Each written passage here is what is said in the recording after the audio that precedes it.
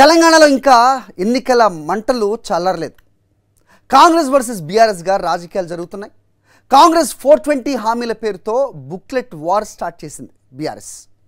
రేవంత్ సర్కార్కు 100 రోజుల count down మొదలైందంటున్నారు KTR. 100 రోజుల్లో హామీలు అమలు చేయకపోతే బొందబెట్టేలా కార్యాచరణ ఉంటుందంటున్నారు ఆయన. ఇక లోక్సభ ఎన్నికల కోడ్ రాకముందే హామీలు నెరవేర్చాలని గులాబీ పార్టీ డిమాండ్ చేస్తోంది. దీనికి కాంగ్రెస్ కూడా గట్టిగానే బదులిస్తోంది. హామీలు చేసే పరిస్థితి లేదు కాబట్టి ఆలస్యం చేస్తోందనే ఆరోపణ వినిపిస్తున్న నేపథ్యం కనిపిస్తోంది. అసత్యాలు అబద్ధాలతో తప్పించుకునే ప్రయత్నం చేస్తున్నారని కేటీఆర్ ఫైర్ అయ్యారు. బోర్లాబడి బొక్కలిరిగినా బీఆర్ఎస్కు బుద్ధి రాలేదని రేవంత్ సెటైర్లు వేస్తున్నారు. నెల రోజులు కాకముందే కాంగ్రెస్ హామీలపై బీఆర్ఎస్ బుక్ రిలీజ్ చేయటాన్ని ఆయన తప్పుపడుతున్నారు. ఇలా చేస్తే మాకు 14 సీట్లు ఖాయం అంటూ కాంగ్రెస్ నేతలు చెప్తున్నారు. చెరుకు తోటల్లో పడిన అడవి పందుల్లా దోచుకున్నారని రేవంత్ ధ్వజం ఎత్తారు. ఇక బీఆర్ఎస్ విమర్శలను ధీటుగా తిప్పికొట్టాలని హస్తం నేతలకు రేవంత్ సూచించారు. ఇక లోక్సభ ఎన్నికల్లో టార్గెట్ 17 కోసం పనిచేద్దాం, 12కు తగ్గకుండా గెలిపించుకుందాం అని చెప్తున్నారు. ఇక కాళేశ్వరం చుట్టూ 3 పార్టీల రాజకీయ రగడ మొదలైంది. మేడిగడ్డపై మాటల యుద్ధం అయితే తీవ్ర స్థాయిలో జరుగుతోంది. సిబిఐ విచారణకు కాంగ్రెస్ ప్రభుత్వం ఎందుకు అడగటం లేదని కిషన్ రెడ్డి నిలదీశారు. కాళేశ్వరం అవినీతిపై జ్యుడిషియల్ విచారణ జరిపి తీరుతామంటున్నారు రేవంత్. బీఆర్ఎస్ను కాపాడేందుకే బీజేపీ సిబిఐ ఎంక్వైరీ కోరుతోందని కిషన్ రెడ్డికి కాంగ్రెస్ కౌంటర్లు వేస్తోంది. కాళేశ్వరంపై ఏ విచారణకైనా సిద్ధమంటోంది బీఆర్ఎస్. కాళేశ్వరం లాంటి ప్రాజెక్టును బద్నాం చేసేలా కాంగ్రెస్ బీజేపీ వ్యవహరిస్తున్నాయన్నారు కేటీఆర్. ఇక పార్లమెంట్ ఎన్నికల ముందు ఎవరి వ్యూహం వారిదే అన్నట్టుగా సాగుతున్నాయి ప్రస్తుత రాజకీయాలు. మొత్తానికి పేపర్ పాలిటిక్స్ని అయితే తెలంగాణలో చూస్తున్నాం. ముందుగా శ్వేతపత్రం అనేది కాంగ్రెస్ మొదలు పెడితే తర్వాత శ్వేతపత్రం అంటూ కేటీఆర్ ముందుకు వచ్చారు. ప్రస్తుతం కాంగ్రెస్ 420 హామీలు అంటూ 420ని తలపించేలా ఆయన ఒక బుక్లెట్ని నిన్న రిలీజ్ చేయడం జరిగింది. అయితే సడన్గా ఎందుకు? సో 100 రోజులు సమయం ఉంది కాబట్టి మేము సమయం పాటిస్తున్నామని నిన్నటి వరకు చెప్పిన వాళ్ళు సడన్గా ఎందుకు ఈ రూట్ మార్చారు? దీని అంతటి కారణం లోక్సభ ఎన్నికలేనా అనే ప్రశ్నకు సమాధానం ఎవరివ్వాలి? ముఖ్యంగా నేతల మధ్య మాటల యుద్ధం ఫస్ట్ చూద్దాం, then will get into the discussion. Balraj Yadav BRS leader మనకి జూమ్లో అందుబాటులో ఉన్నారు. అలాగే అల్జాపూర్ శ్రీనివాస్ గారు బీజేపీ సీనియర్ నేత మనకి జూమ్లోనే అందుబాటులో ఉన్నారు. దామోదర్ రావు గారు టీపీసీసీ అధికార ప్రతినిధిగా మనకి హైదరాబాద్ స్టూడియోలోనే ప్రస్తుతం మనతో ఉన్నారు. Let's watch what they are saying, then will get into the discussion. 10 ఏళ్ల పాలన మీద, జరిగిన అభివృద్ధి మీద ఎవరు కాదనలేని కళ్ళకు కొట్టొచ్చినట్టు కనబడుతున్న వైనాన్ని అందరూ కూడా ప్రస్తావించారు. అన్న అభివృద్ధి విషయంలో ఎలాంటి కంప్లైంట్ లేదు. కాంగ్రెస్ పార్టీ ఇచ్చింది మొన్న ఎన్నికల్లో 1-2 కాదు, సరిగ్గా 420 వాగ్దానాలు తెలంగాణ ప్రజలకు వాళ్ళు ఇచ్చింది. 420 హామీలు. సో ఇది కూడా ఒక పుస్తక రూపంలో ఎన్ని హామీలు ఇచ్చారు, వాళ్ళు యూత్ డిక్లరేషన్లో ఏం చెప్పారు, ఎస్సీ డిక్లరేషన్లో ఏం చెప్పినారు, ఎస్టీ డిక్లరేషన్లో ఏం చెప్పారు, మహిళా డిక్లరేషన్లో ఏం చెప్పినారు, అవన్నీ కూడా ఈ హామీలన్నింటినీ కూడా ప్రజల దగ్గరికి తీసుకొని పోతాము. కాంగ్రెస్ పార్టీ ప్రభుత్వం నేను అడుగుతా ఉన్నాను, నిజంగా కాళేశ్వరం పైన ప్రాజెక్టులో జరిగినటువంటి అవినీతి పైన దర్యాప్తు జరగాలని కోరుకుంటున్నారా లేదా? దోషులకు శిక్ష పడాలని కోరుకుంటున్నారా లేదా? రిటైర్డ్ జడ్జితో న్యాయ విచారణ మేము చేస్తామని చెప్పారు. ప్రతిపక్షంలో ఉన్నప్పుడు సిబిఐ ఎందుకు విచారణ చేయించడం లేదని ప్రధానమంత్రి గారిని కాంగ్రెస్ పార్టీ నాయకులు ప్రశ్నించారు కదా. ఈరోజు ఎందుకు సిబిఐకి దర్యాప్తుకు అంగీకరిస్తూ కేంద్ర ప్రభుత్వానికి ఉత్తరం రాయడం లేదో ముఖ్యమంత్రి గారు చెప్పాల్సినటువంటి అవసరం ఉంది. ఈ విధంగా మీరు ఏదో సిబిఐ ఈడీ ఏదో మాట్లాడుతున్నారు. మీరు ప్రతిపక్ష పార్టీలు ప్రభుత్వంలో ఉన్న కర్ణాటకలో, హిమాచల్ ప్రదేశ్లో, వెస్ట్ బెంగాల్లో, మరి ఢిల్లీ ప్రభుత్వంలో ఎవరి అనుమతితో అక్కడున్న ఈ దేశంలో ఉన్న ప్రతిపక్ష పార్టీ నాయకులు అందరినీ సుమారు మీరు కేసులు వేసిండ్రు. మీరే అంటున్నారు, ఈరోజు మీరు అంటున్నారు లక్షల కోట్లు దోచుకున్నారని. మరి ఎందుకు మీరు కేసులు వేయలే?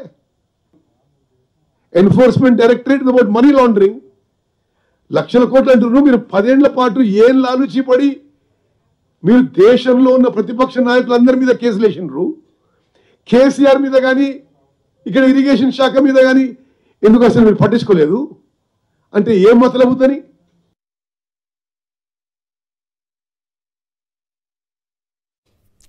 రైట్. సో మతలబేంటి అని ఉత్తమ్ కుమార్ రెడ్డి డైరెక్ట్గానే ప్రశ్నిస్తున్నారు. ముందుగా బీజేపీ ప్రతినిధితోనే మొదలు పెడదాం. సో సిన్స్ దామోదర్ గారు అధికార పార్టీ ప్రతినిధిగా స్టూడియోలో ఉన్నారు కాబట్టి he will answer all the questions. S Srinivas garu, so Balaraju గారితో మాట్లాడే ముందు, సో ఎందుకు సిబిఐ మొత్తం దేశవ్యాప్తంగా మీరు ఎంక్వైరీస్కి ఏ రకంగా ఇనిషియేట్ చేస్తున్నారో, వై కేసీఆర్ మీద ఎందుకు ఎప్పుడు జరగలేదు అనే ఆయన ప్రశ్న, మీ కిషన్ రెడ్డి గారు అడిగిన ప్రశ్నకి సమాధానంగా ఆయన ఇచ్చిన బదులు ఏం చెప్తారు? First of all good morning అండి అందరికి, మీకు ప్యానల్ మెంబర్స్కి. కిషన్ రెడ్డి గారు ఏం తప్పు చెప్పినారండి?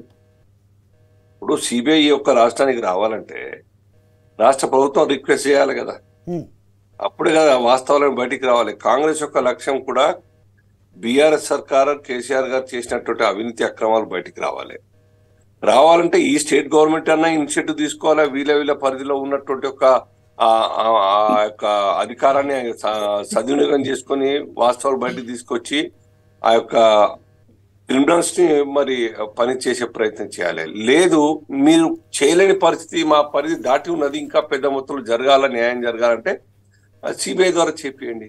దానికి ఒక స్టేట్ గవర్నమెంట్ ఒక లెటర్ రాస్తే చాలు, ముఖ్యమంత్రి గారు జస్ట్ మీరు మా సిబిఐకి పంపండి అని చెప్పేసి, ఫలానా ఈ ఐటమ్ ఈ యొక్క దాని మీద అని చెప్పేసి అవుతుంది. సర్కార్ యొక్క ఇప్పుడు సుమారుగా 1 month కావస్తా ఉన్నది, 1 month అయింది ఇవాళకే. ఈ 1 month లో ముఖ్యమైన అంశాల మీద అనేక సార్లు అంతకుముందు జరిగినటువంటి యొక్క ప్రచారంలో మాట్లాడే మాటలు మీకు అవకాశం వచ్చింది అమలు చేయడానికి. ఆ ప్రామిసెస్ పక్కన పెట్టండి. ప్రామిసెస్ ఇంకా 2 రోజులు 4 రోజులు ఆర్థిక పరిస్థితి మీరు వచ్చిన తర్వాత తెలుస్తా ఉన్నది. చాలా పాతాళంలోకి కూరుకుపోయి ఉన్నది సర్కారు. ఆర్థిక పరిస్థితి బాగాలేదు అన్న విషయం మీరు శ్వేతపత్రం ద్వారా ప్రజల ముందర పెట్టే ప్రయత్నం చేసినారు.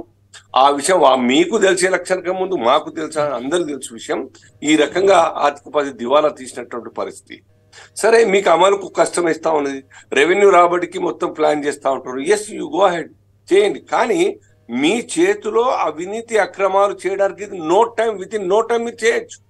దానికే మీకేం ప్రాబ్లం ఉంటుంది? మీరు ఆ విషయాలు మాట్లాడితే, కిషన్ రెడ్డి గారు మాట్లాడితే మళ్ళీ బీజేపీ బీఆర్ఎస్ ఒక్కటే ఆ పాపాలు కాళేశ్వరంలో ఆ పాపంలో బీజేపీ హస్తం ఉందని చెప్పడం ఏంటి అర్థం కాదు. మీరు నిన్నదాకేం మాట్లాడలే, మరి బీజేపీ ఎందుకు మాట్లాడలే కాళేశ్వరం మీద? ఇవాళ కొత్తగా ఎట్లా మాట్లాడతారు? ఎన్నాడన్నా బీజేపీ గురించి ఎప్పుడు ఆరోపణ చేశారు అవినీతి మీద? విచిత్రం ఉన్నది మీ యొక్క స్టాండ్. ఎందుకు మారుస్తారు మీరు అని? కాంగ్రెస్ నిజంగా కూడా బీఆర్ఎస్ కు వ్యతిరేకంగా ఉంటాయి, నిజంగా కూడా ఒక రాష్ట్ర ప్రజల హితం కోరి రాష్ట్ర ఖజానాను మరి రక్షించేటువంటి బాధ్యత అని మీరు ఫీల్ చేస్తే మీ సర్కార్ మీ చేతిలో ఉన్నది విత్ ఇన్ ఒక సింగిల్ సెంటెన్స్ తో లెటర్ రాసి మీరు సిబిఐ చేయొచ్చు, లేదా ఇనిషియేటివ్ మీరే తీసుకుని మీ పరిధిలో ఉన్నటువంటి అధికారం ద్వారా. ఎందుకు కొత్త మాట మాట్లాడుతూ ఉన్నారు? ఎందుకు వెనకగస్తా ఉన్నారు? దానికి 1 month కావాలన్నా ఒక లెటర్ ఆయనకి, లేదా మీరు మొదలు పెట్టడానికి ఒక 1 month కావాలన్నా? మీ ప్రామిసెస్ 100 రోజులు కానీ తీసుకోరి. మేమైతే ఆ అమలు కోసం ఒక 1 month కాదు 5-6 నెలలు కూడా వేచి చూస్తామని చెప్తున్నాం భారతీయ జనతా పార్టీ. రైట్. నిన్న బీఆర్ఎస్ 420 హామీలు అంటూ ఒక బుక్లెట్ రిలీజ్ చేసింది. దాని మీద మీ టేక్ ఏంటి? బీఆర్ఎస్ అబద్ధాలకు care of address BRS party. అంతకన్నా ప్రజల ద్రోహం చేసింది ఇంకా బహుశా దేశ రాజకీయాలు ఇంకెవరు ఉండకపోవచ్చు. వారు ఇవాళ కొత్తగా సామెతలు మాట్లాడతారు కేటీఆర్ గారు. వాళ్ళ అంతరాత్మకు తెలియదా ఈ రాష్ట్రంలో చేసింది ఎవరు? ఇప్పుడు 420 కాంగ్రెస్ అంటే వేరు విషయం. తర్వాత మీ సంగతి ఏంది? ఇప్పటి కూడా మీరు రిపెంట్ కాకుండా ఎట్లా, మీరు ఒక ఆత్మపరిశీలన చేసుకోకుండా ఎట్లా? ఏ కారణం చేత మీరు 9.5 సంవత్సరాల కాలం పాటు ఒక రాష్ట్రాన్ని అగ్రగామిగా దేశంలో నంబర్ 1 రాష్ట్రంగా తయారు చేసామని చెప్పుకునేటువంటి ఒక మీరు మిమ్మల్ని ఎందుకు ఓడించినారు ప్రజలు? గ్రామీణ ప్రాంతం మొత్తం కొలాప్స్ ఎందుకు అయింది? గ్రామీణ ప్రాంతాల ఆర్థిక పరిస్థితి ఎందుకు బాగుపడలేదు అనే ఫీల్ అయ్యే మీకు వ్యతిరేకంగా మాట్లాడినారు కదా ఓటు ద్వారా. మీరు కొత్తగా మాట్లాడేమలేదు. బాలరాజు యాదవ్ గారు, ఏంది 3 నెలలు కూడా ఆగలేకపోయారు, 100 రోజులు కూడా ఆగలేకపోయారు మీరు? 420 హామీలు అంటూ బుక్లెట్ రిలీజ్ చేశారు. సో ప్రజలు ఏ రకంగా చూడాలి దీన్ని? ముందుగా హరి గారు మీకు, అదేవిధంగా కాంగ్రెస్ పార్టీ ప్రతినిధి దామోదరరావు గారికి, అదేవిధంగా మా బీజేపీ ప్రతినిధి మా అల్జార్ శ్రీనివాస్ అన్నకు, సాక్షి టీవీ ప్రేక్షకులకు అందరికి నమస్కారం. సార్, ఇప్పుడు బీఆర్ఎస్ పార్టీగా మేము మొదటి నుంచి కూడా అదే చెప్తా ఉన్నాము. కాంగ్రెస్ పార్టీకి ప్రజలు తీర్పిచ్చినారు, వాళ్ళు ఏదైతే డెడ్ లైన్ పెట్టుకున్నారో వారు డెడ్ లైన్ అమలు చేయమని చెప్తా ఉన్నాం. బీఆర్ఎస్ పార్టీ డెడ్ లైన్ కాదు ఇది, వారు పెట్టుకున్నటువంటి డెడ్ లైన్. వారు ఏం చెప్పినారు, 100 రోజులలో పలాని గ్యారంటీలు అమలు చేస్తారు. అవును, 100 రోజుల తర్వాత కదా మరి మీరు బుక్లెట్ రిలీజ్ చేయాల్సింది ఒకవేళ చేయాలంటే. సార్ 100 రోజులలో వారు హామీలు చేసి గుర్తు చేస్తా ఉన్నాం. రెండో అంశం ఏం చెప్తున్నామంటే, ఏదైతే వీళ్ళు డిసెంబర్ 9వ తారీఖు రోజుకు సోనియా గాంధీ జన్మదినం రోజు ఏదైతే 2 లక్షల రుణమాఫీ అన్నారో దాన్ని అమలు పరచాలని చెప్తా ఉన్నాము. అదే విధంగా ఈ రైతు భరోసా నిధులు ఏదైతే ఉన్నారో వారు పిసిసి ప్రెసిడెంట్ వారి ముఖ్యమంత్రి రేవంత్ రెడ్డి గారు చెప్పిన మాటని మేము చెప్తా ఉన్నాను. మీరు ఇప్పుడు ఇస్తే 5,000 రూపాయలు వస్తాయి రైతు బంధు నిధులు, మేము అధికారంలోకి రాబోతా ఉన్నాం, రైతు భరోసా నిధులు 15,000 మీకు 7,500 వస్తాయి, 15,000 ఎకరానికి వస్తాయి కాబట్టి మీరు ఆగండి, రైతులు ఎవరు చింతపడాల్సిన అవసరం లేదని చెప్పేసి అన్నారు. మరి ఆ రైతు భరోసా నిధులను మీరు అసెంబ్లీలో చెప్పినారు, ఆ ట్రెజరీలో ఉన్నాయని ఒకరోజు చెప్పినారు, లేవని ఒకరోజు చెప్పినారు, వేస్తామని ఒకరోజు చెప్పినారు, వేయమని ఒకరోజు చెప్పినారు. క్లారిటీ ఏమని చెప్తా ఉన్నాం, అసలు వేస్తారా వేయరా, ఎప్పుడు వేస్తారు? ఎందుకంటే డిసెంబర్ నుంచి సంక్రాంతికి వచ్చేస్తా ఉంది. మీరు ఆల్రెడీ 7వ తారీఖు రోజు ప్రమాణ స్వీకారం చేసినారు. రేపు 7వ తారీఖు వస్తే 30 రోజులు అయిపోద్ది, 100 రోజులలో 30 రోజులు అయిపోతాయి. కాబట్టి మీరు రైతు భరోసా నిధులు ఇస్తారా ఇవ్వరా? ఇస్తే ఏ ప్రకారం ఇస్తారు? అంటే గత ప్రభుత్వం ఇచ్చినట్టు ఇస్తామని చెప్పి ఒక మాట చెప్పినారు. మరి గత ప్రభుత్వం ఇచ్చినట్టు ఇస్తారా, లేకపోతే కొత్తది ఏమన్నా తీసుకొస్తారా? రైతు కూలీల పరిస్థితి ఏంటి, అదేవిధంగా కౌలు రైతుల పరిస్థితి ఏంటి? ఈ అంశాలు అడుగుతా ఉన్నాం. తప్పేం కాదు కదా, మీరు ఇచ్చిన డెడ్ లైన్ ఏదో బీఆర్ఎస్ పార్టీగా మేము అడిగిన డెడ్ లైన్ కాదు.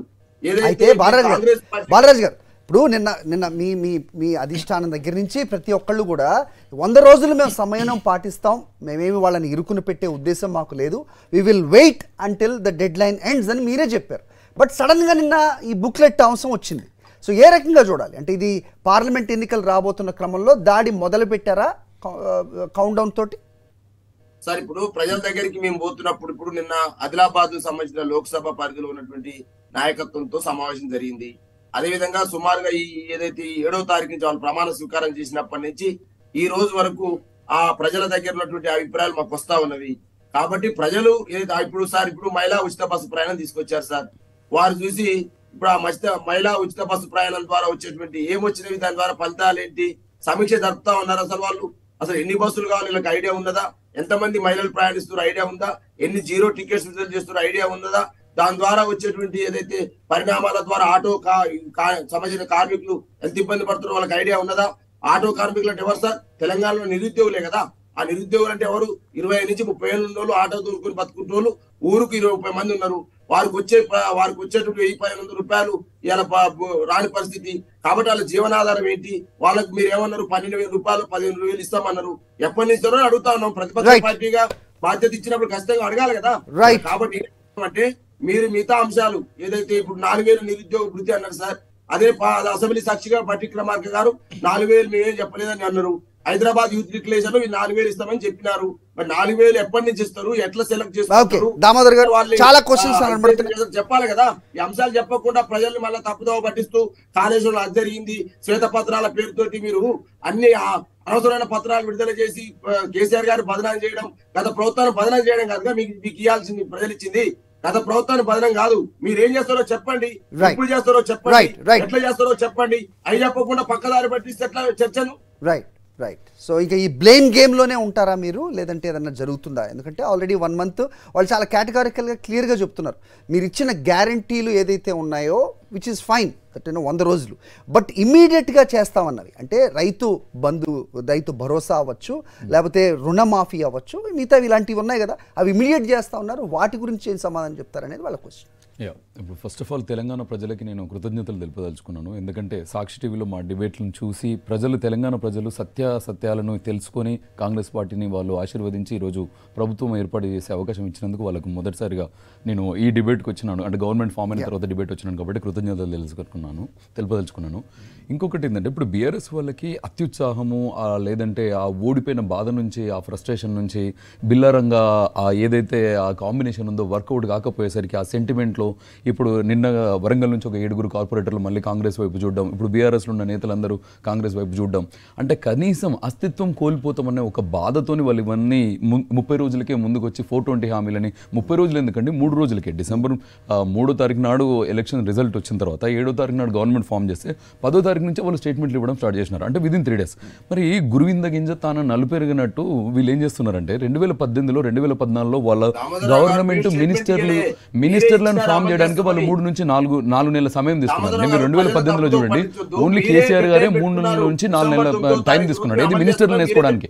క్యాబినెట్ కూర్పుకే వాళ్ళకి 3 నెలల టైం పట్టి 3-4 నెలలు. అలాంటిది తెలంగాణను మీరు చిప్ప చేతికి ఇచ్చినట్టుగా మీరు మొన్న రేవంత్ రెడ్డి గారు కూడా అన్నారు, కానీ ఊడవడం కూడా కాదు, తూడ్చి నాకిచ్చేసి మొత్తానికి ఖజానాను ఖాళీ పెట్టి, ఆ రోజు కూడా నేను ఇంతకుముందు డిబేట్ కూడా చెప్పినాను, 21 లక్షలు ఉండింది మనకు బ్యాంకు ఖాతాలో, 21 లక్షలు మన తెలంగాణ ఖజానాలో.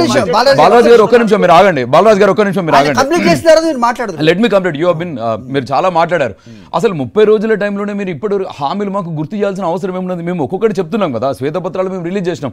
ఆర్థిక పరిస్థితిలో 7 లక్షల కోట్లు అప్పు చేసి కూర్చున్న బీఆర్ఎస్ పార్టీ ఆ తర్వాత ఇప్పుడు మళ్ళీ ప్రతి ఒక్కటి ఇప్పుడు శ్వేతపత్రం దీని మీద కూడా రిలీజ్ చేసినాం, పవర్ మీద రిలీజ్ చేసినాం. 81,000 కార్పొరేషన్లు అప్పు పెట్టినారు, మీరు బస్ స్టాండ్లు తనఖా పెట్టినారు, కార్పొరేషన్ భూములు తనఖా పెట్టినారు, ఒక మనుషులను తనఖా పెట్టినారు. అసలు మీరు తనఖా పెట్టిన ఆస్తి ఏముంది? హాస్పిటల్ వీటన్నిటి నుంచి మేము రికవరీ కావాలి. అసలు మేము అన్ని హామీలు ఇచ్చినాం, ఏ హామీని కూడా మేము ఇప్పటివరకు మేము ఇది చేయము అని చెప్పలేదు. నిరుద్యోగ భృతి అనే హామీ కూడా మేము 6 గ్యారెంటీలలో పెట్టలేదని చెప్పినాం, కానీ మేనిఫెస్టోలో ఇట్ ఈస్ దేర్ 66 పథకాలు, ఇప్పుడు 6 గ్యారెంటీలు 66 పాయింట్లతో మేము ఆల్రెడీ మేనిఫెస్టో రిలీజ్ చేసినాం. నిన్న కూడా మాకు ఎగ్జిక్యూటివ్ మీటింగ్ జరిగింది.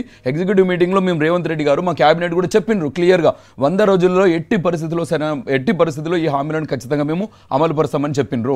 ఇక నిన్న వీళ్ళకు ఏదైతే మొత్తంగా వీళ్ళ ఇప్పుడు టార్గెట్ అయింది, వీళ్ళు ఎందుకు బయటకు వచ్చి నిలబెడుతున్నారంటే ఎగ్జాక్ట్లీ తెలంగాణ ప్రజలకు అర్థమైపోయింది.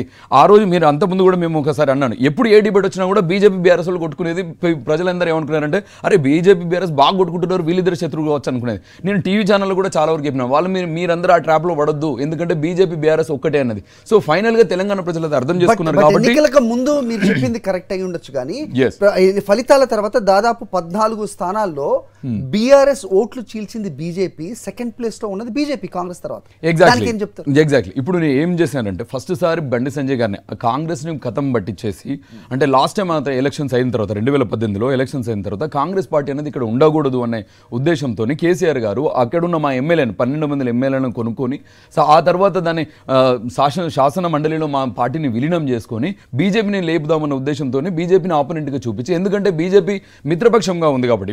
ఇప్పుడు నిన్న విన్నారు ఏది కేటీఆర్ గారు కూడా మాట్లాడుతూ ఎంపీలను మమ్మల్ని గెలిపించాలి తెలంగాణ అస్తిత్వం అని. అరే తెలంగాణ అస్తిత్వం అని చెప్పేసి మిమ్మల్ని 2 సార్లు అవకాశం ఇస్తే మీరు ఇప్పటివరకు పార్లమెంట్లో బీజేపీకి అగెనిస్ట్గా ఓట్లు వేసిన ఎన్ని ఉన్నాయి? ఎన్ని బిల్లులకు మీరు ఓట్లు వేసినారు? 400 పైచీలుగా బిల్లులు వాళ్ళు ప్రవేశపెడితే ప్రతి బిల్లుకు వీళ్ళు జై అన్నారు తప్ప ఒక్కటి కూడా కాదు. నిన్న చెప్తున్నారు కేటీఆర్ గారు చెప్తున్నారు, ఈవెన్ బాలరాజ్ గారు కూడా అన్నారు మీరు యాక్షన్ ఎందుకు తీసుకోవట్లేదు, సిబిఐ యాక్షన్ ఎందుకు? అరే ప్రతిపక్షంగా ఉన్నప్పుడు రేవంత్ రెడ్డి గారు కోమటిరెడ్డి వెంకటరెడ్డి గారు వీళ్ళు పోయి మోదీ గారిని కలిసి సిబిఐకి అప్లికేషన్ పెట్టినాము, ఈడీకి అప్లికేషన్ పెట్టినాము. ఇప్పుడు మా చేతిలో వచ్చిన తర్వాత మేము జ్యుడిషియల్ ఇస్తాం కదా, మేము సిబిఐ వాళ్ళ చేతిలో, ఇప్పుడు మేము ప్రతిపక్షంలో ఉన్నాం కాబట్టి మేము జ్యుడిషియల్ ఎంక్వైరీ వేయలేము. మేము అధికార పక్షంలోకి వచ్చినాం కాబట్టి మాకు వెరీ మచ్ జ్యుడిషియల్ ఎంక్వైరీ చేసే అవకాశాలు ఉన్నప్పుడు మేము మళ్ళీ సిబిఐ వాళ్ళ కేంద్ర సంస్థకు మేము ఎందుకు ఇవ్వాలి? సరే కేంద్ర సంస్థకు అప్పుడు వి డోంట్ బిలీవ్, ఎందుకంటే ప్రతిపక్షంలో మీరు సిబిఐకి ఇచ్చినాం కదా, మరి అప్పుడు ఏం చేసినారు? అప్పుడు గాడి పొందో మీరు అప్పుడు ఎందుకు తీసుకోలేదు మీరు యాక్షన్స్? ఈడీకి రాసినాం కదా, ఇన్కమ్ ట్యాక్స్ వాళ్ళకి రాసినాం కదా, అప్పుడు మీరు తీసుకోవాల్సి ఉండే కదా, మరి అప్పుడు తీసుకోకుండా ఇవాళ వచ్చేసి కిషన్ రెడ్డి గారు అన్నారు. మీరు చెప్తున్నారు వాళ్ళిద్దరు ఒకటే చెప్తున్నారు, సిబిఐ మీద నమ్మకం లేదంటారు, మరి ప్రతిపక్షంగా ఉన్నప్పుడు సిబిఐ ఎంక్వైరీ ఎందుకు అడిగారు? అప్పుడు మాకు అవకాశం లేదు, ఇంకొక అవకాశం లేదు, జ్యుడిషియల్ ఎంక్వైరీ మేము వేయడానికి ఇక్కడ మాకు ప్రాబబిలిటీ లేదు, ఎలాంటి అవకాశం లేదు. కాబట్టి ఆ ఉన్న సంస్థనైనా సిబిఐకి, ఇన్కమ్ ట్యాక్స్ కి, ఈడీకి ఎవరో ఒకరైనా నీతిగా పనిచేస్తారేమో రాజ్యాంగం మీద ఒక హోప్ తోని తీసుకుపోయి మేము అందరికీ రిప్రజెంటేషన్ ఇచ్చినాం. ఏ ఒక్కరు ఆనాడు కనీసం ఎలాంటి యాక్షన్ తీసుకోకుండా ఈ రోజు మళ్ళీ కిషన్ రెడ్డి గారు ముందుకు వచ్చేసి మాకు ఇది మీరు సిబిఐ ఎంక్వైరీకి ఆర్డర్ చేయండి అంటే, మరి అంటే ఎందుకు వీళ్ళకి అందాల్సిన కమిషన్లు అందలేదు, వీళ్ళకి అందాల్సిన కప్పం కట్టట్లేదు. ఇప్పుడు కేసీఆర్ పరిస్థితి మీరు చెప్పేది ఎలా ఉందంటే సిబిఐ కేంద్ర ప్రభుత్వం కనుసన్నల్లో పనిచేస్తుంది అన్నప్పుడు మరి జ్యుడిషియల్ ఎంక్వైరీ అనేది స్టేట్ కనుసన్నల్లో పనిచేస్తుంది. జ్యుడిషియల్ ఎంక్వైరీలో మీరు హైకోర్టు ఒకటండి సిబిఐని వీళ్ళు ఇన్ఫ్లుయెన్స్ చేసినారు.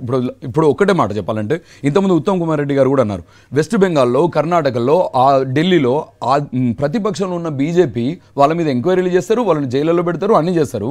కానీ తెలంగాణకు వచ్చేసరికి ఇదే బీజేపీ ఉంది కదా, మేము రిప్రజెంటేషన్ కూడా చేసినాం కదా, మరి 2 ఏళ్ల కిందనే వీళ్ళని ఎందుకు జైల్లో పెట్టలేదు, 2 ఏళ్ల కిందనే ఎందుకు మీరు ఎంక్వైరీ చేయించలేదు? కాళేశ్వరం 10 రోజుల్లో తేల్చేస్తా ఉంటారు. అరే అప్పుడేం చేసిండ్రు మరి అప్పుడు ఎటు పోయినరు? అప్పుడు అందరు నిద్రపోయినరా ఏమన్నా బీజేపీ నాయకులు? ఈ హామీల గురించి 100 రోజుల్లో ఖచ్చితంగా మేము అమలు చేస్తాం. What about Rythu Bharosa? రైతు భరోసా కూడా మేము ఇస్తాము. 15,000 ఆగండి, 15,000 మీ అకౌంట్ లో పడతాయి అన్నారు. ఇప్పుడు ఒక్కటండి, ఎమ్మెల్సీ గోరెడ్డి వెంకన్న గారు చాలా మంది పలు మేధావులు వీళ్ళందరూ ఇంటెలిజెన్స్ గ్రూప్ కూడా ఏమన్నారంటే రైతు బంధు రైతు భరోసా ఏదైతే ఉందో, ఏదైతే వీరు 10,000 ఇస్తున్నారో 100 ఎకరాలకు పోతున్నాయి. అంటే మొన్న ఇప్పుడు రేవంత్ రెడ్డి గారు అంటే 95% ఉన్న సన్నకారు రైతులు, చిన్న రైతులు ఎవరైతే ఉన్నారు 5 ఎకరాల లోపు 10 ఎకరాల లోపు ఉన్న వాళ్ళకి మేము ఈ మంత్ లోనే పుష్ చేసేస్తున్నాం. 3 ఎకరాల ఉన్న వాళ్ళు లేరనేది ఇప్పుడు మాకు కాల్స్ చేసి మరీ చెప్తున్నారు. నో సన్నకారు రైతులు ఉన్నారు, సన్నకారు రైతులు అందరికీ కూడా మేము ఇవ్వడానికి పెంచుతున్నాం. అయితే ఏదైతే బ్యాలెన్స్ 5% ఏదైతే ఉంటుందో దాని మీద మేము పాలసీస్ రూపొందించాల్సి వస్తుంది. పాలసీస్ రూపొందించాలంటే ఇట్ ఇస్ నాట్ ఇప్పుడు పెగ్గు కింద తీసి లేపే వరకు కాదు కదా బీఆర్ఎస్ పార్టీ కదా డెసిషన్ తీసుకోవడానికి. క్యాబినెట్ లో మేము పెట్టుకోవాలి. ఒక దిక్కు మీరు ఆర్థిక పరిస్థితిని మీరు ఆల్రెడీ అధ్వానంగా మార్చినప్పుడు ఇప్పుడు మేము అవన్నీ చూసుకొని ఇవ్వాలి. అయితే దామోదర్ గారు, ఇప్పుడు ఆర్థిక పరిస్థితి అధ్వానంగా ఉంది అనేది ఇక్కడ మీరు ప్రతిపక్షంగా ఉన్నప్పటి నుంచి మీరు చెప్తున్నారు, అటు బీజేపీ పెద్దలు మాట్లాడుతున్నారు కదా. ఇలా ఉంది అనేది ముందు తెలిసి ఎలా హామీలు ఇచ్చారనే పాయింట్. కానీ మేము అప్పుడు అనుకున్నది ఏంటంటే 3 లక్షల కోట్లు అనుకున్నాం. కానీ తీరా ఓపెన్ అయి చూసేసరికి 4 లక్షల కోట్లు అడిషన్ అయ్యి 7 లక్షల కోట్లు అయింది. అంటే అప్పు, దాని మిత్తి, దాని చక్రవడ్డీ, భార వడ్డీలు అన్ని కలిపి 7 లక్షల కోట్లు చేసాం. అయినను మేము ఆల్రెడీ మొన్న December 9th నాడే రైతు భరోసా కింద ఆల్రెడీ పడిపోయినాయి. రైతులకు మేము ఆల్రెడీ ఇచ్చేసినాం. మీరు చూడండి, మీరు కాకపోతే మెసేజ్లు కూడా వచ్చినాయి. ఎంతమందికి అన్నది అంటే మేము ఫస్ట్ 1 ఎకరము 2 ఎకరాలు ఇట్లా స్టెప్ బై స్టెప్ గా మేము ఇస్తూ పోతున్నాం. సో ఏనాడు మేము రైతులను వంచలేదు. అన్న మాట ప్రకారం గ్యారంటీగా తెలంగాణ ఇచ్చినాము.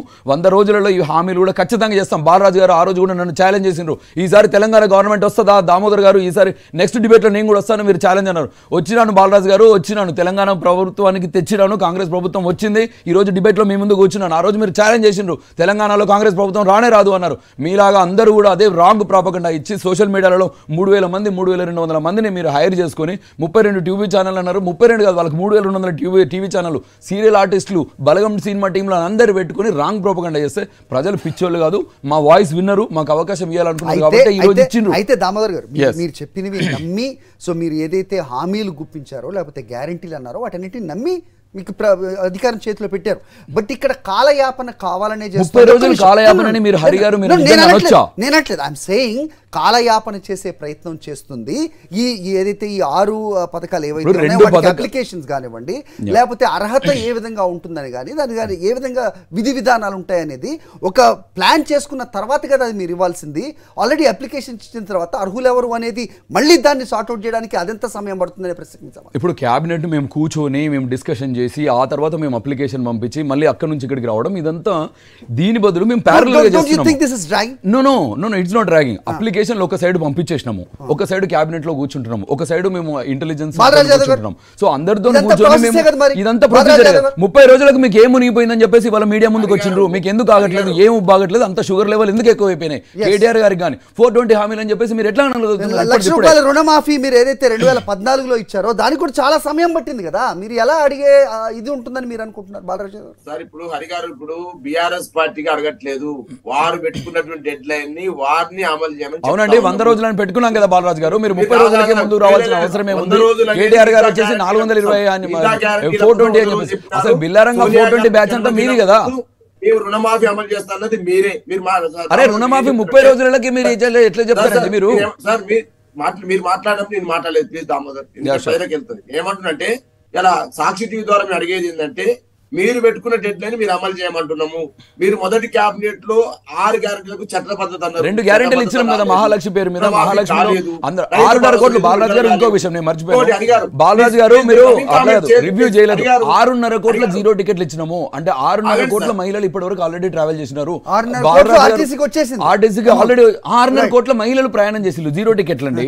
ఆదాయం వేరు, 6.5 కోట్లు ప్రయాణం చేయడం వేరు.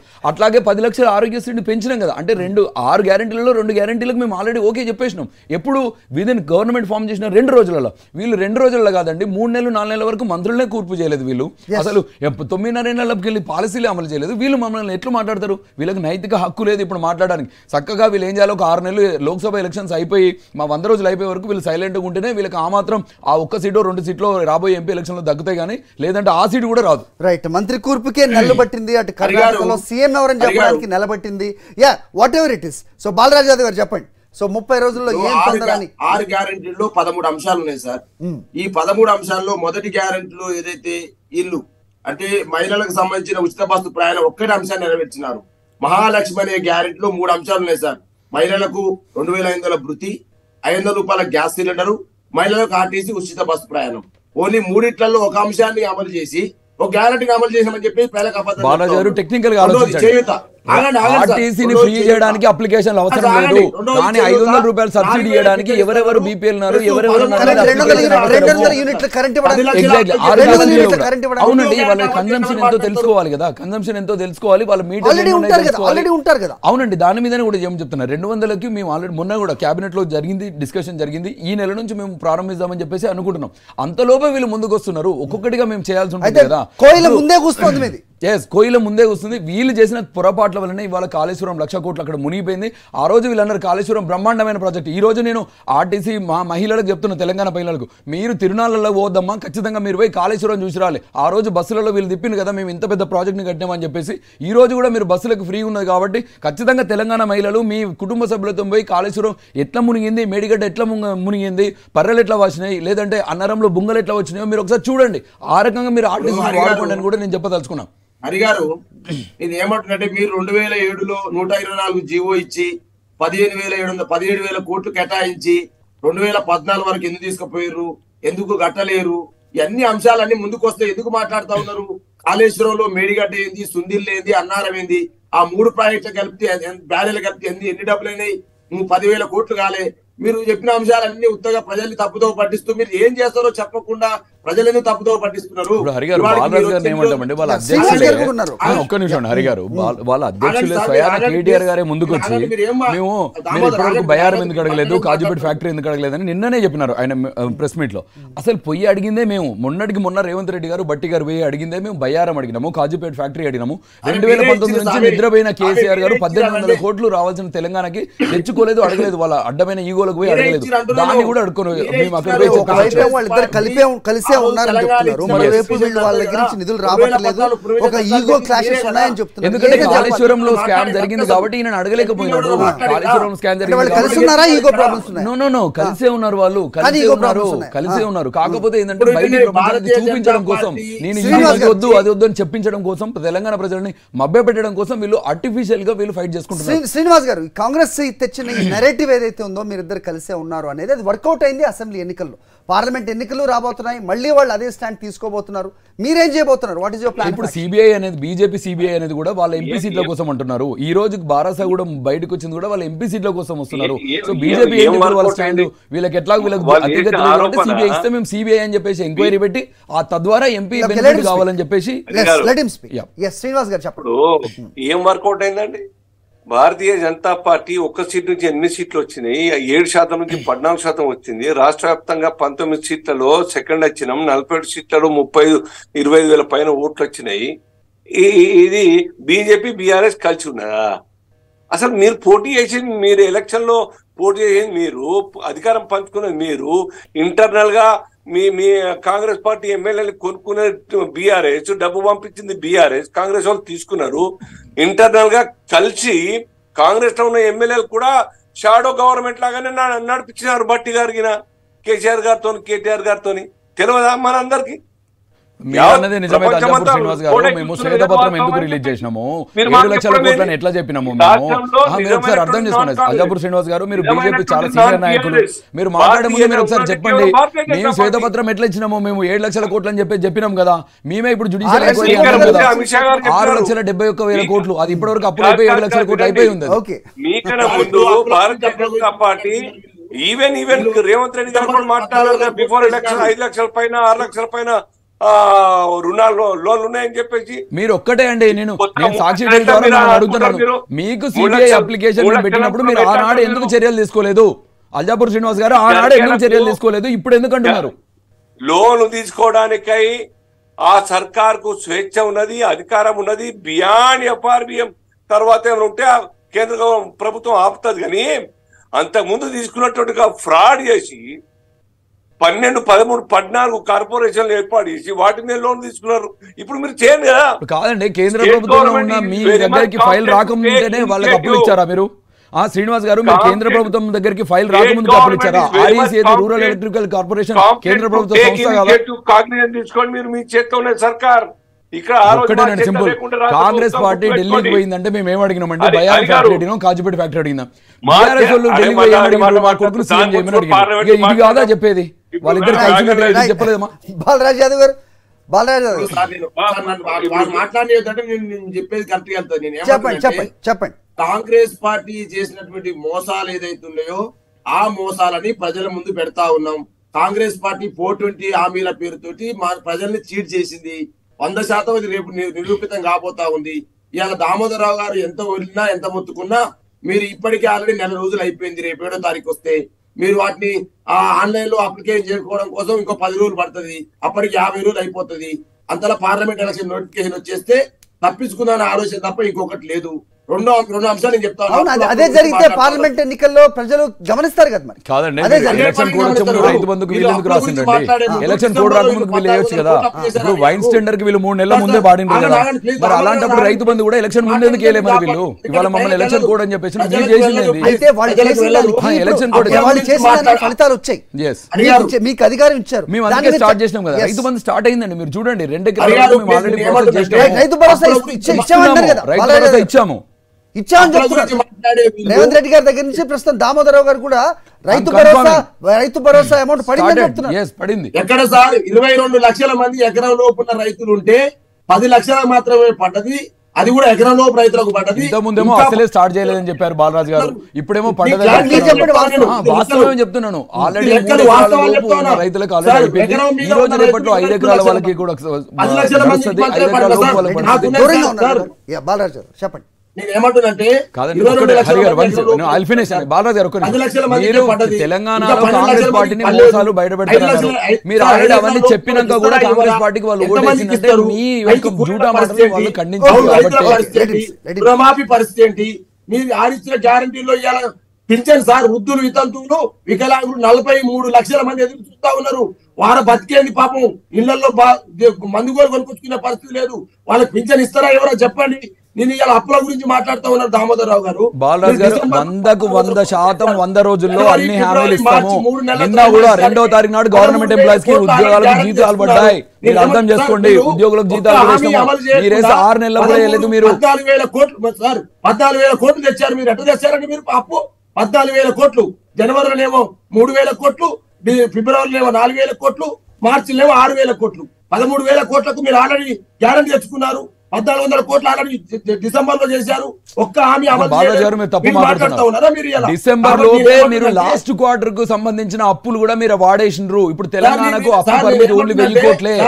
బాలరాజు గారు మీరు అప్డేట్ కాండి. బాలరాజు గారు మీరు చెప్తున్న తప్పు. 13,000 కోట్లకి ఎఫ్ఆర్బిఎం పరిమితే లేదు. ఇప్పుడు ఓన్లీ 1000 కోట్లకే ఉంది. డిసెంబర్ లోపే మీరు ఎన్ని గుంజేశాలను ఆల్రెడీ గుంజేసిండ్రు మీ గవర్నమెంట్ లో. ఇచ్చినారా అంటే మీకు లేదా? మీకు అవగాహన లేదా బడ్జెట్ మీద? మీలో ఎమ్మెల్యేలుగా పనిచేసిన లేరా? మాజీ మంత్రులుగా పనిచేసిన లేరా? నేను ఏమంటున్నంటే ఇలా కాంగ్రెస్ పార్టీ మీరు ఇచ్చిన పనిని చేయండి. మీరు ఫస్ట్ చేయకుండా మీరు పార్లమెంట్ ఢిల్లీకి ఎన్నిసార్లు 30 రోజులకి ఏం ముంచిపోయిందని అడుగుతున్న బాలరాజు గారు. 30 రోజులకి ఏం మునిగిపోయింది అంటే ఇప్పుడు మీరు తెలంగాణ మీరు ఎంపీ లేకపోతే తెలంగాణ అస్తిత్వం లేదంటారా? అంటే తెలంగాణ రాష్ట్రాన్ని మళ్ళీ తీసుకుంటారంటారా? అడిగారు సాక్షి అడుగుతా ఉన్నా. ఇది ఆన్లైన్ యుగంలో మీరు క్యూ లైన్ లో నిలబెడతారా? ప్రజల్ని క్యూలో నిలబెట్టి జిరాక్స్ షాప చుట్టూ అదేవిధంగా ఆధార్ కేంద్రాల చుట్టూ తిప్పుతారా ప్రజల్ని? మీరు ఇలా ప్రజలు అవస్థలు పడతా ఉన్నారు. మీరు ఇచ్చినటువంటి గ్యారంటీ ఏదైతే ఉన్నారో ఆ యొక్క ఫామ్ లో ఒక ఏం లేదో దాంట్లో విశ్లేషణ లేదు.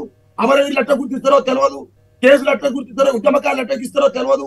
గృహలక్ష్మి ఎవరికి ఇస్తారో తెలియదు. బాలరాజు గారు మీరు ప్రజల చెడు కోసం ప్రజలను మీరు వైన్ షాప్ లో ముందు నిలబెట్టిండ్రు. మీరు వైన్ షాప్ లో ముందు నిలబెట్టిండ్రు. ప్రజలందరికీ మందు అలవాటు చేసి వైన్ షాప్ లో ముందు నిలబెట్టిల్లు. మేము ప్రజల సంక్షేమం కోసం మీ సేవల ముందు నిలబెట్టడంలో తప్పే లేదు. వాళ్ళ సంక్షేమం కోసం వాళ్ళ బాగు కోసమే మీ సేవల ముందు నిలబడుతున్నారు. వాళ్ళ బాగు కోసమే మీ సేవల ముందు నిలబడుతున్నారు. ఆల్రెడీ లబ్ధిదారుల సంఖ్య ఏదైతే ఉందో ఆల్రెడీ డేటా ఉంది, మొత్తం డేటా అంతా ఉంది. దాన్ని చేయడానికి ఏంటి మళ్ళీ మీకు స్ట్రీమ్ లైన్ ఏదైతే ఉందో ఒక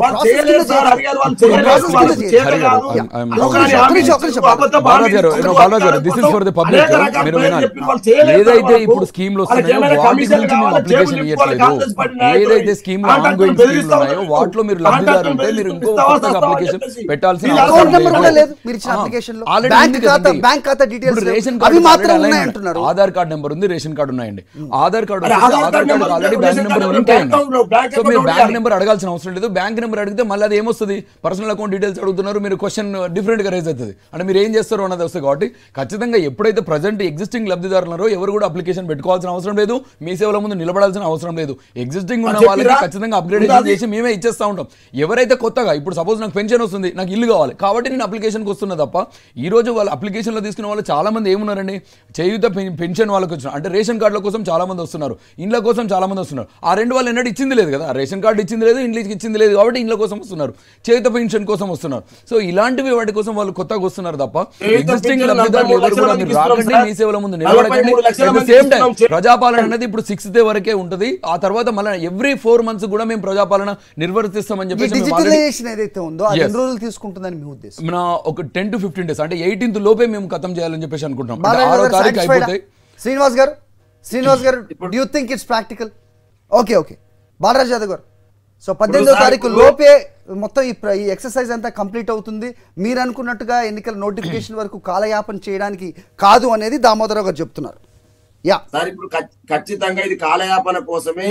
ఎలా ఇప్పుడు చెప్తారు కదా, డేట్ కూడా చెప్తారు. 18 లోపే మేము మొత్తం డిజిటైజేషన్ అయిపోతుంది, రికార్డ్స్ వస్తాయి. సిఎస్ గారు ఆల్రెడీ ఇన్స్ట్రక్షన్ ఇచ్చిండ్రు. 2024 మీరు 100 రోజుల దాకా మీరు ఏం మాట్లాడదు బాలరాజ్ గారు, మీరు కానీ బీఆర్ఎస్ కానీ బీజేపీ కానీ 100 రోజుల వరకు మీరు మాట్లాడే నైతిక హక్కే లేదు. మీరు ముందుకు రావద్దు. జిరాక్స్ షాపుల ముందు దండాలు నడుస్తున్నవి. 20 రూపాయలకో పత్రం, 10 రూపాయలకో పత్రం.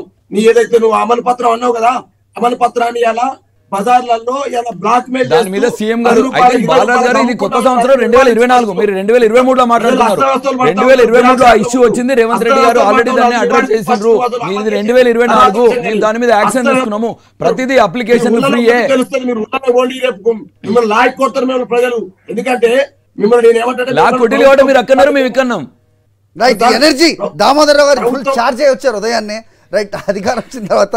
సో ఇంకో విషయం ఇక్కడ ప్రధానంగా చర్చకు వస్తుంది. సో ఈ అదానీ హిండెన్బర్గ్ ఏదైతే ఉందో, పార్లమెంట్లో రాహుల్ గాంధీ గారు చేసిన వ్యాఖ్యలు అందరూ అంతా చూసాం.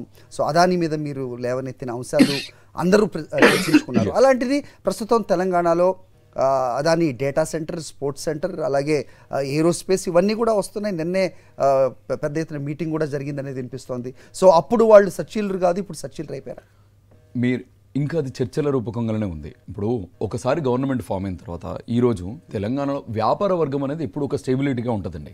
వ్యాపార వర్గంలో అనేది ఇప్పుడు నిన్న మీరు ఏదైతే చెప్తున్నారో అది నా పాయింట్. మీరు చెప్పాల్సిన పాయింట్ అప్పుడు వాళ్ళు కరప్టెడ్ మొత్తం దేశాన్ని దోచుకున్న వాళ్ళు ఇప్పుడు తెలంగాణకి తీసుకొస్తున్నారంటే దాన్ని ఏ రకంగా చూడాలి? ఇప్పుడు కాదండి, ఇప్పుడు తెలంగాణలో ప్రజాపాలనలో అప్లికేషన్లు అందరూ పెట్టుకుంటున్నారు. అప్లికేషన్లు అందరిలో బీఆర్ఎస్ వాళ్ళు పెట్టుకుంటున్నారు, బీజేపీ వాళ్ళు పెట్టుకుంటున్నారు. Can you say, can you authenticate today that you will not allow Adani into the state? No, it's not. It is just for the meeting sake. ఒకవేళ అదాని కనుక ప్రపోజల్ ఎలాంటి కుంభకోణాలకు తావు లేకుండా వాళ్ళ ఫ్యాక్టరీలు కనుక ఎంప్లాయ్మెంట్ అంటే మిగతా రాష్ట్రాల్లో వాళ్ళు అవినీతి చేశారు, ఇక్కడ మాత్రం చేయనివ్వరు అని చెప్తున్నారు. అట్లా కదండి. ఇప్పుడు కేసీఆర్ గారు అన్నారు, ఆయన నాయకత్వ పటిమ, ఆయన యొక్క మాట తీరుగానే సూపర్ గా ఉంటాయి. ఈవెన్ ఆపోజిషన్ గా నేను కూడా అప్రిషియేట్ చేస్తాను. But at the same time ఆయన బ్రెయిన్ వచ్చేసి వెరీ కల్ప్రిట్. అంటే ఇప్పుడు ఒక మనిషిలో సగుణం చూడాల్సి ఉంటుంది, దుర్గుణం కూడా చూడాల్సి ఉంటుంది. సో నిజంగా అదాని గ్రూప్ కనుక, అదాని గ్రూప్ కాదు ఆ మాటకు వస్తే ఏ గ్రూప్ అయినా సరే, మాకు వచ్చేసి మా ఆశయాలకు అనుగుణంగా తెలంగాణ కాంగ్రెస్ పార్టీ ఏదైతే ఇచ్చిన హామీలకు అనుగుణంగా, ప్రజలకు అనుగుణంగా వాళ్ళు ఫ్యాక్టరీ పెట్టుకుంటే welcome that. We welcome. Srinivas garu వాళ్ళ రేవంత్ రెడ్డి గారికి మోదీ చెప్పినారు, మా అదాని పంపిస్తున్న మా దోస్తుని వాళ్ళకి వ్యాపారం పెట్టుకోమని చెప్పేసి. అదాని తోటి లింకప్ అయి ఇప్పుడు మోదీ గారితో లింకప్ అయి రేవంత్ రెడ్డి చేసే చర్య, మోదీ గారిని కలిసి వచ్చారు, వెంటనే రేవంత్ రెడ్డి అమలు చేస్తా ఉన్నారు. అసలు కాంగ్రెస్ పార్టీ మోదీతోనే ఉన్నది ఇప్పుడు ఇండైరెక్ట్ గా. బాలాజీ గారు మీరు మళ్ళీ అన్యాయంగా మాట్లాడుతున్నారు. మిమ్మల్ని ఇంటరప్ట్ చేయొద్దు అనుకుంటున్నాను, కానీ మీరు అట్లా మాట్లాడేసరికి మేము కావాల్సి వస్తుంది.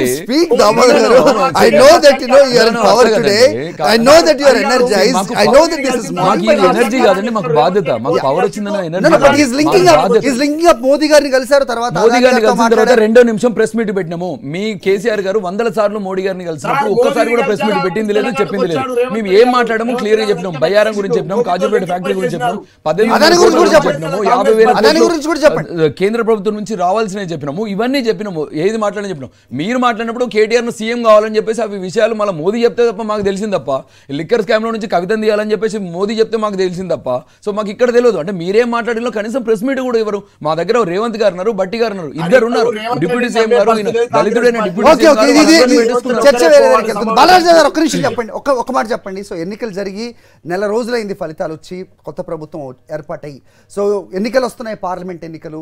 సిచ్యువేషన్లో తేడా ఏం జరిగిందని, ఎందుకు బీఆర్ఎస్ వైపు ఇప్పుడు పార్లమెంట్ ఎన్నికల్లో ప్రజలు చూడాలి అనేది వినిపిస్తోంది. నిన్న కేటీఆర్ చెప్తున్నారు తెలంగాణ బలం గళం దళం ఈ మూడు తెలియాలంటే కనుక బీఆర్ఎస్ని నమ్మాలని. కానీ పరిస్థితిలో తేడా ఏం లేదు. బీజేపీ చూస్తే అదే నేరేటివ్ అందుకుంటోంది, ఇటు కాంగ్రెస్ కూడా మీ ఇద్దరు కలిసే ఉన్నారని చెప్తోంది. సో పథకాల అమలుకి మొత్తం ఎక్సర్సైజ్ చేస్తున్నామని ముందు పెడుతోంది. ఇవన్నీ జరుగుతున్న క్రమంలో why people need to see it BRS again అనే క్వశ్చన్కి ఏదైనా సమాధానం ఉందా? మొదటగా కాంగ్రెస్ పార్టీ రేవంత్ రెడ్డిని నమ్ముతలేదు, అందుకనే బండ్లు బట్టి విక్రమార్కను పంపినారు ఢిల్లీకి. మోదీతో లింకప్ అయింది రేవంత్ రెడ్డి. రేపు ఏదైనా ఆడిట్ జరిగితే మోదీతో లింకప్ కావడం కోసం ప్రయత్నం చేస్తున్నారు రేవంత్ రెడ్డి. కాబట్టి రేవంత్ రెడ్డి గారు మోదీని కలవగానే వెంటనే తెలంగాణ కథ అని వచ్చిండు, స్పష్టము. రెండోది నేనేమంటున్నంటే, ఇలా కాంగ్రెస్ పార్టీ మేము చెప్పట్లేదు, వారు ఇచ్చినటువంటి దాన్ని వారు అమలు చేయమని చెప్తా ఉన్నాము. డెఫినెట్ గా ప్రజల నుంచి మాకు పెద్ద ఎత్తున మేము కేసీఆర్ ఎందుకు పోగొట్టుకున్నటువంటి ఆలోచన తెలంగాణ ప్రజలలో ఉంది. కాబట్టి కేసీఆర్ గారిని అయ్యో మేము కాంగ్రెస్ పార్టీకి ఎందుకు ఓటేసినాము, మా జీవితాలన్నీ కూడా పొయ్యిలో నుంచి ఇప్పుడు ఎవరైనా పెనం నుంచి పొయ్యిలో పడ్డట్టయినవి, మీరు అమలు చేసే పరిస్థితి లేదు. మీరు హైదరాబాద్ లో ట్రాఫిక్ చూడండి, కాంగ్రెస్ పార్టీ వచ్చిన తర్వాతకి ఊళ్ళలో ట్రాఫిక్, హైదరాబాద్ లో ట్రాఫిక్ చూడండి, ఎవరు పని చేస్తలేరు. అందరూ కూడా ఆఫీసర్లంతా వీళ్ళ చుట్టూ తిరిగి, మంత్రుల చుట్టూ తిరిగి 10 రోజులు చేసుకునే పరిస్థితి ఉన్నది, పోస్ట్ కావాలనే పరిస్థితి ఉన్నది. కాబట్టి హైదరాబాద్ కాంగ్రెస్ పార్టీ వచ్చిన పాజిటివ్ అండి. భారత్ గారు మళ్ళీ చెప్తున్నాను, హైదరాబాద్ లో ఈ రోజు చాలా వరకు అందరూ ప్రతి ఊరు గ్రామం నుంచి ప్రజావానికి వస్తున్నారు, మంత్రుల దగ్గరికి వస్తున్నారు, మంత్రులందరూ కలుస్తున్నారు, ముఖ్యమంత్రి కలుస్తున్నారు. కాబట్టి వాళ్ళ ట్రాఫిక్ పాజిటివ్ థింగ్ మీరు అర్థం చేసుకోండి. భారత్ గారు మీరు చెప్పిండ్రు, మీ పరిస్థితి మీరున్నప్పుడు పెనంలో ఉండింది, మీరున్నప్పుడు నిజంగా పెనంలో ఉండింది, పెనంలోనే ఉంటుంది, ఇప్పుడు లేదండి. ఇప్పుడు సుభిక్షంగా ఉంటుంది, మీరు చెప్తున్నారు కదా, ఇప్పుడు సుభిక్షంగా ఉంటుంది రాష్ట్రం.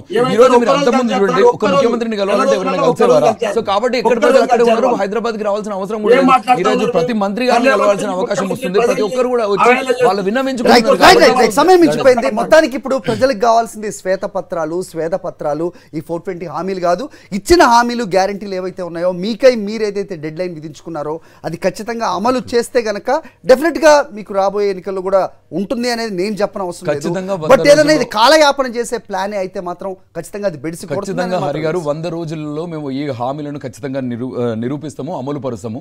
సో ఖచ్చితంగా బీఆర్ఎస్ బీజేపీ మళ్ళీ అదే గమనించి వాళ్ళని దూరం పెట్టాలని కోరుకుంటున్నాం. తెలంగాణ నిజంగా బీఆర్ఎస్ దళం బలం కాదు, గండం శని నిష్ఠూరం శనేశ్వరం.